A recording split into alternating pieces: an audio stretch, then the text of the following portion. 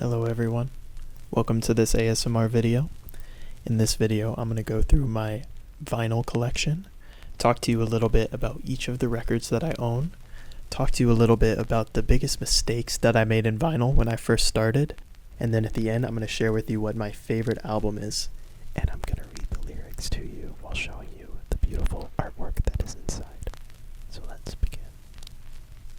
This video took a lot of effort to film and voiceover, so if you like it, please like and subscribe, and I will do plenty more like this in the future.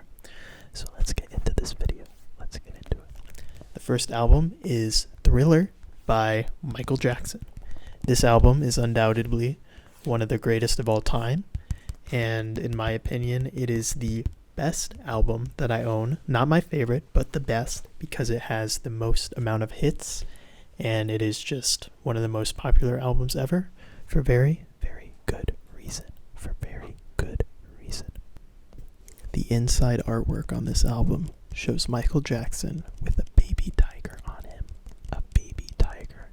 I mean, this artwork is just iconic. Look at it.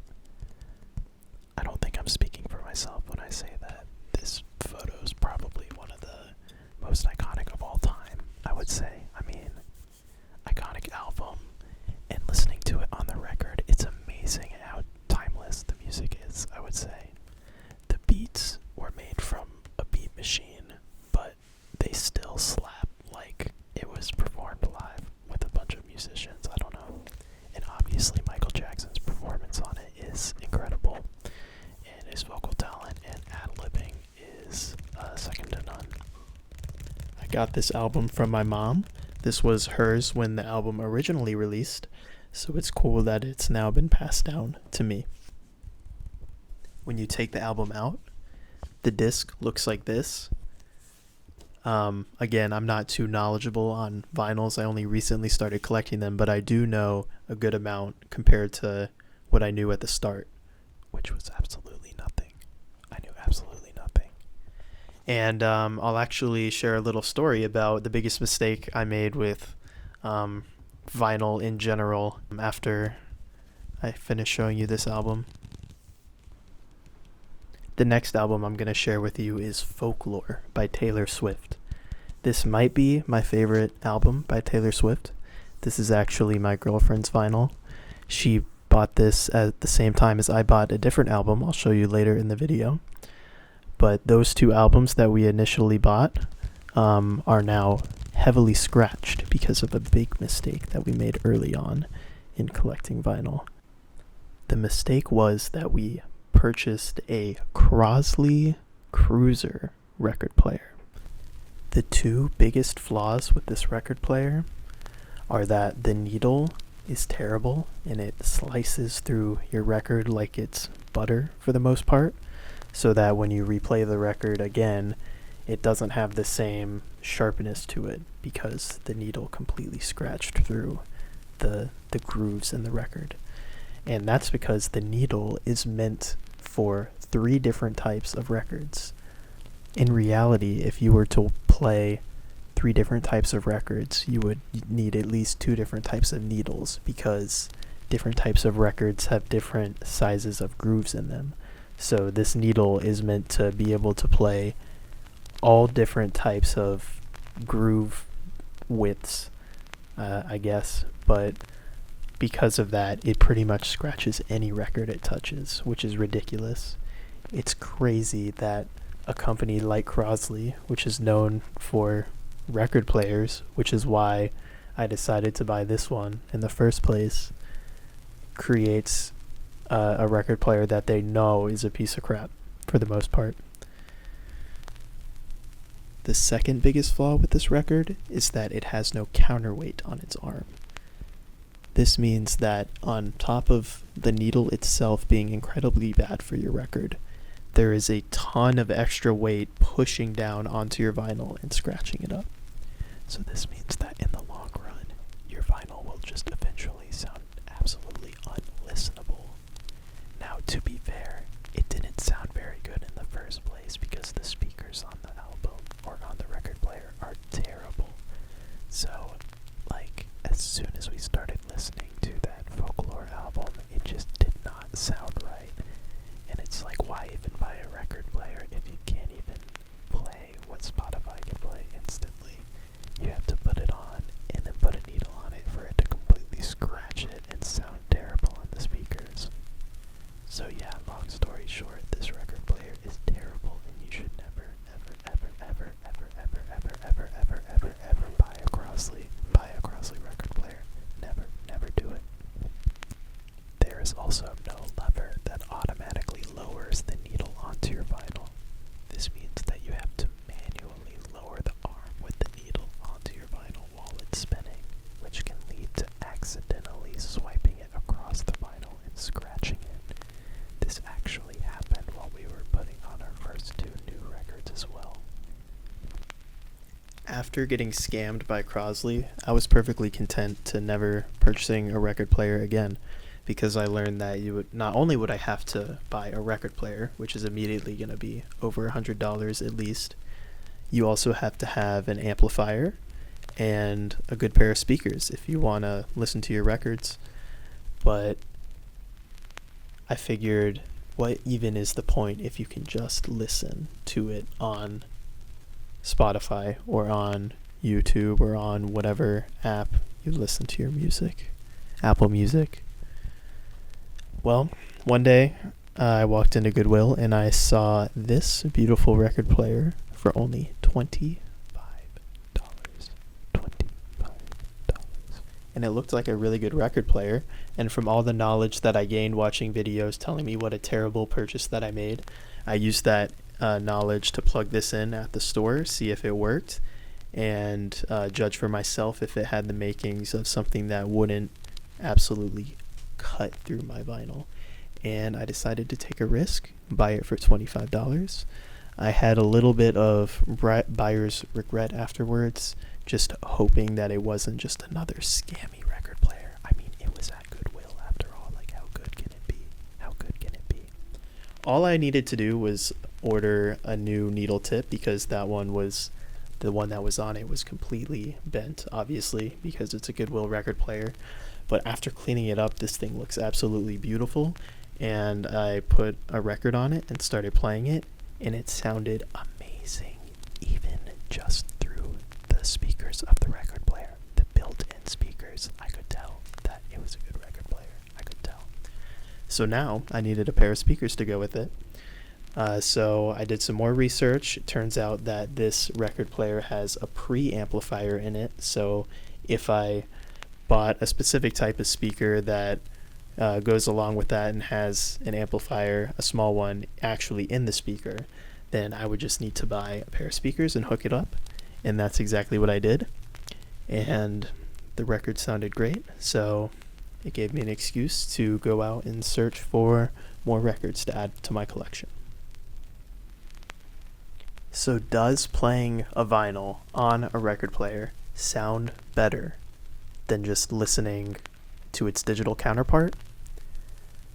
We'll get to that later in the video. Let's get back to the albums. We are now moving on to the Japanese record portion of this show and tell. This album is called Seychelles by Masayoshi Takanaka. Masayoshi Takanaka is probably my favorite artist. He's definitely my favorite artist right now. His music, at least this album, has a very big vacation vibe, I would say. As you can tell by the artwork, which has plenty of birds flying around the island of Seychelles. I ordered this album off of eBay, and it was a part of a group of six total albums. 2 of them were Masayoshi Takanaka, and the other 4 albums were of artists that I did not know. But because shipping from Japan is so expensive, I decided to go with a lot of albums, and I figured since they were in the same lot, selling from the same record shop, that the music might be similar and I might like the other albums as well. And that's exactly what happened. After showing you this album, I'll show you the other Japanese albums that I got in the same lot from eBay. The inside of this album comes with this little sheet. I'm not sure what the correct term for this is, but it features the musicians that he performed this with, as well as a photoshopped version of the picture on the back of the cover with Takanaka in the canoe. He's very creative with his album covers and his music. The sheet appears to have a coffee stain on it, which is not surprising considering this album is from 1977. Usually something like that on something that you purchase might be a bad thing, but for an album like this, it's kind of cool because it just shows that the album has been opened and played a lot over the years, and it's a relic. This next album is called Orange Express by Sadao Watanabe. This album came with my lot of 6 albums from Japan. I knew nothing about this artist when I ordered the lot, other than what the album art looks like. And based on the album art, I thought that it would be a good album to listen to. And because it was in the same lot as Masayoshi Takanaka, I figured that the music probably sounds at least a little similar. And I was very right. This music sounds very much like a vacation vibe, similar to the Seychelles album, but I've only listened to it a handful of times, so I'm not too, I don't know what it all sounds like. This album comes with what is called an obi. An obi are only found in albums in Japan. They are used to give information in Japanese on an album because many albums are in English, or at least the covers only have English writing. So it's a little slip that goes on the side that tells you a little bit more about the album. Albums that are being sold with obis on them are more expensive than albums that do not have them. This is because when most people bought the album for the first time when it released, they simply threw away the obi, so the ones that still have them retain more value. The inside of this album comes with a record along with 2 inserts. The inserts give a little bit more information about the discography of Sadao Watanabe. I'm sorry if I'm not pronouncing that correctly. And it also has this sheet of paper on the left with a little bit more artwork and information about the album. This album is by one of my favorite artists of all time, Tame Impala. This album is called Innserspeaker, and it released in 2010. This is the first studio album from Tame Impala, and it sounds kind of like a psychedelic Beatles tribute band. That's the best way I can describe it. If I had just initially listened to this album before I listened to Tame Impala, I'm not sure if I would have liked it as much. The first Tame Impala songs that I liked came from the album Currents, but when I was in the record shop looking for my first album to purchase, this was the Tame Impala album that they had. So I decided to get it. This album has very beautiful trees on the front and a very psychedelic feel to it. It's a very pretty album. My favorite song on this album is the last track, called Runway Houses, City Clouds. I initially, for the longest time, thought it was Runaway Houses, but it actually is just Runway. It's a 2-part song that is very upbeat, and I don't even know how to describe it, but the end has a very nice, relaxing guitar solo / bass solo. This was the album that my Crosley record player scratched, because as soon as I got the Crosley record player, I wanted to play all my favorite songs off of this album, because it was the only album I had other than the Taylor Swift album, but it just ended up scratching up my favorite songs so that they would never sound the same. This album is titled Short Trip to Space by Tropea, or Tropea. I got this album at a a secondhand record store, we'll call it. The reason why I bought it is because of the artwork on the cover of the album and also on the back of the album. Very psychedelic, very trippy, great colors.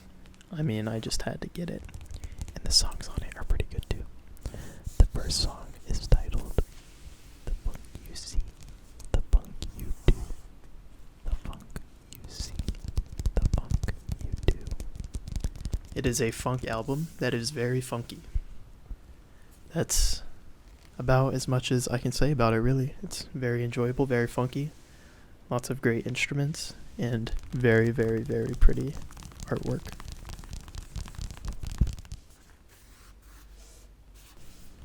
This album I got in the discount bin of a record store for, I believe, $2. It is the soundtrack from the movie Grand Prix, which came out in 1966, I believe, or around then. The movie is one of my favorite movies and definitely my favorite racing movie ever made. I would highly recommend watching it to anybody that likes racing. The footage that the movie gets of these cars racing is unreal. It was 1966, but they found a way to strap a high-definition camera on the front of a Ford GT race car, and then they followed the F1 cars around real-life F1 tracks, and the movie actually got permission to film right before actual F1 races. So it is extremely realistic and uses footage from real races like the Monaco Grand Prix. This album is also cool because on the inside it has lots of little pictures and some writing about the movie. The album itself, the songs on the album I should say, are not very good. Kind of like, restaurant music, it sounds like. But I mainly just wanted it for the, the image of the album having the physical thing to go along with that movie, which I think is a very great movie. It's definitely worth it.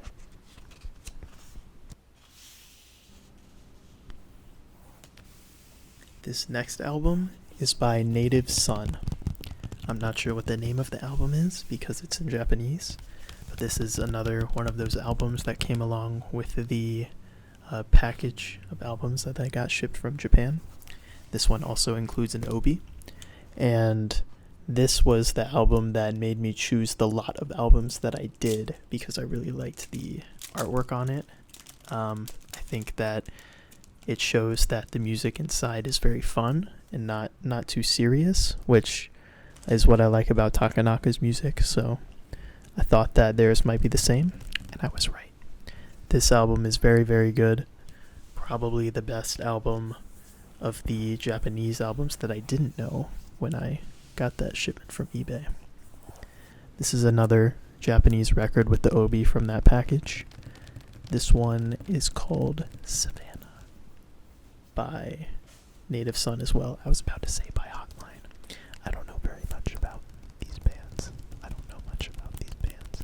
I only know a lot about Takanaka, the other Japanese artist. I don't know too much about it all. I only know what these albums sound like because they're the only ones I've listened to. But again, this one has great artwork on the front and back cover, and the music does give you kind of a Savannah desert vibe. So great album.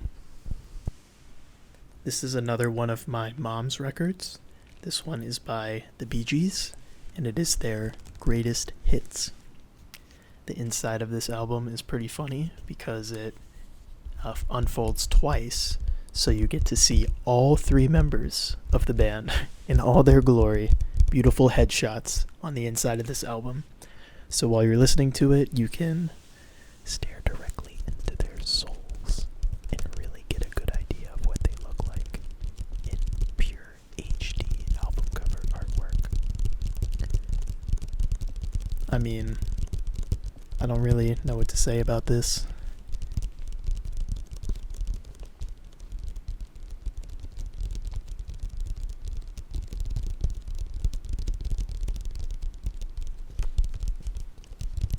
My favorite song from this album is More Than a Woman. And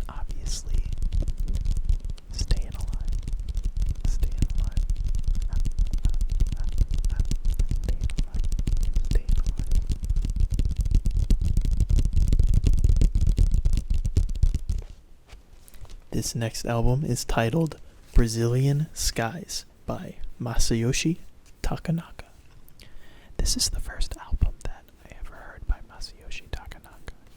It was recommended to me by YouTube, and I clicked on it because of the artwork on the cover.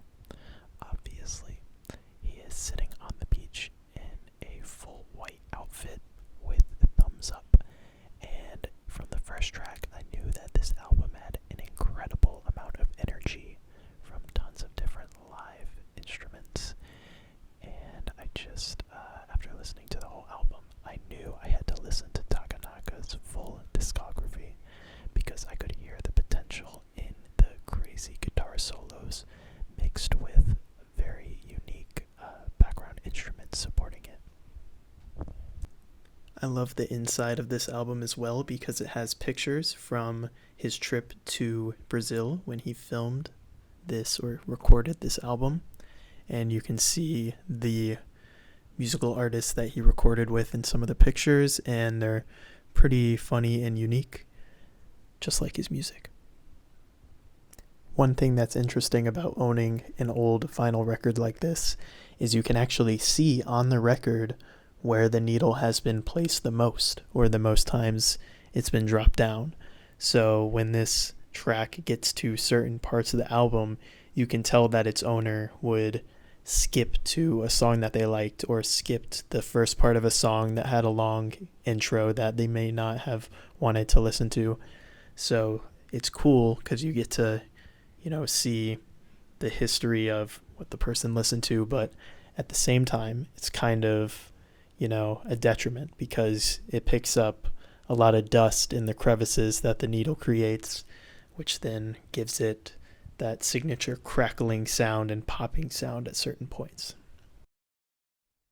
One of the reasons I decided to spend $100 to buy a lot of albums from Japan is because apparently Japanese records are pressed on virgin vinyl, which means that the vinyl has never been used before. Apparently in America, most albums, if not all albums, are made from recycled vinyls from previous albums that have been thrown away and repurposed. So apparently that gives Japanese albums a much more crisp sound to them, and you can actually hear the difference in the record. Or at least that's what I read on the internet. Personally, I can't tell a difference, but that's only because there are so many parts of the record that have been scratched or have dust in them, or just have something about them that alters the sound of the record so that you're playing it on vinyl and you're not just playing, an online version of the song. So because of that, that takes away from the sound quality and, in my opinion, makes it completely useless. Not useless, but it doesn't sound any better than listening it to a digital version off of the same speakers. This is another album that was only purchased because of the artwork. This was in the discount bin at a record store. And this one, despite the cool artwork, was probably a regret that I have because the album itself is not very good at all. Actually, it's not a regret because the artwork is very cool, as you can see. Very unique, very psychedelic, but unfortunately, the songs inside are not very good. They're not very good. Sorry. And finally, we have reached the final album. This is my favorite album that I own on vinyl, and you already know who it's by. Masayoshi Takanaka, The Rainbow Goblins. This album is not on Spotify or Apple Music or anything. This album is actually based on a children's book, I guess. There is a narrator at the beginning of some of the tracks that reads a line from the children's book, and then the ensuing song goes along with whatever the narration was. And the music is very cool. It's very unique. The album tells a story. It's not a very compelling story, I'll admit, but it's definitely an interesting one, a unique one, and the same goes for the music. And this, on top of it being a great album, the artwork inside really is what makes this my favorite album. So to end this video, I'm going to read you the Seven Goblins. A long time ago, there was a hidden valley called the Valley of the Rainbow, where the animals lived in peace. This valley was the only place in the land which had never known the fear of the Seven Goblins. Each goblin was named after his own color: red, orange, yellow, green, blue, indigo, and violet. The Seven Goblins lived by eating the colors from rainbows. For that reason, they were known as the Rainbow Goblins. They were always looking for rainbows to suck the colors from them and so to fill their bellies. One day, the Rainbow Goblins heard about the Valley of the Rainbow. It gave them an infinite appetite, just thinking about the great banquet they could enjoy there. Immediately, they gathered their tools and set off in search of the legendary valley. It didn't matter to them to roam about the steep hills or climb the high mountains. Whenever difficulties arose concerning their journey, they just thought of the delicious colors ahead. The sun was about to set when the goblins finally arrived at the very entrance of the valley, the place that gave birth to the rainbow. That night, they decided to stay in a cave nearby. Later on, finding the goblins in the cave sitting around a fire, the moon, which had just risen, warned the valley about their arrival. The news spread rapidly. The trees, the bushes, the animals, the flowers, the grasses, they all cried with fear, "The Rainbow Goblins have come."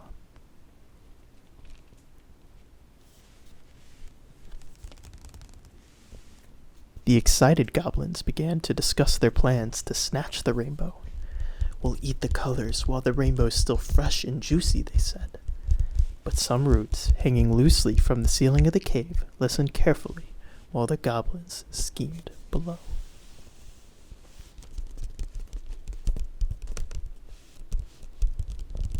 Outside the cave, the moonshine reflected on the water. Its magical light stole into the cave, slightly illuminating the goblins who had fallen asleep. Suddenly, all the goblins had a dream about the paradise of Rainbow Land. It was a wonderful dream in which they lay down surrounded by huge and delicious rainbows. The goblins were awakened when it began to thunder in the distance. "Great, a wild storm," they said. Knowing that the most wonderful rainbows spring from the biggest thunderstorms, they began to dance.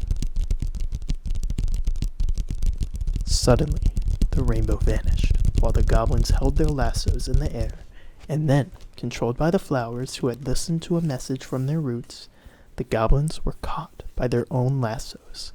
The flowers cleverly sucked in the colors of the rainbow and began to drown the goblins in the colors they had come to steal. Saved by the flowers, the rainbow was reborn, more glorious and more splendid than ever before. As an act of grace, the rainbow transformed the flowers into beautiful butterflies, brilliant dragonflies, and magnificently plumed birds. Since that incident, the rainbow became very careful and decided never again to touch the ground. So now, although he may wish to, no one will ever again be able to reach the ends of the